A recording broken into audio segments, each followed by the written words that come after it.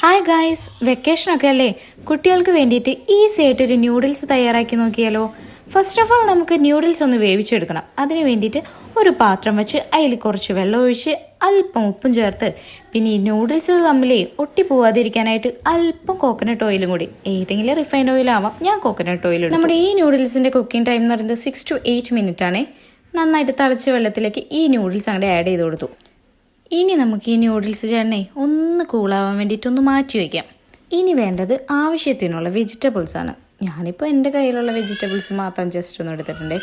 അത് നമുക്കൊന്ന് റെഡിയാക്കണം. അതിനൊരു പാനൊക്കെ വെച്ചിട്ട് അതിൽ കുറച്ച് കോക്കനട്ട് ഓയിൽ ഇട്ടിട്ട് ഈ വെജിറ്റബിൾസ് കംപ്ലീറ്റ് അങ്ങോട്ട് ഇട്ട് കൊടുക്കാം. നല്ല ഹൈ ഫ്ലെയിമിൽ ഒരു 2-3 മിനിറ്റ് മാത്രം മതി.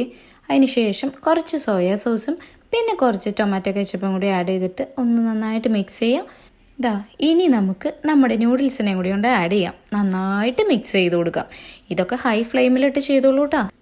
Noodles ready. ഇടയ്ക്കൊക്കെ നമുക്ക് ഇതേപോലത്തെ ഒരു സന്തോഷം പിള്ളേർക്ക് കൊടുത്തൂടെ? ഞാൻ പറഞ്ഞത് ശരിയല്ലേ?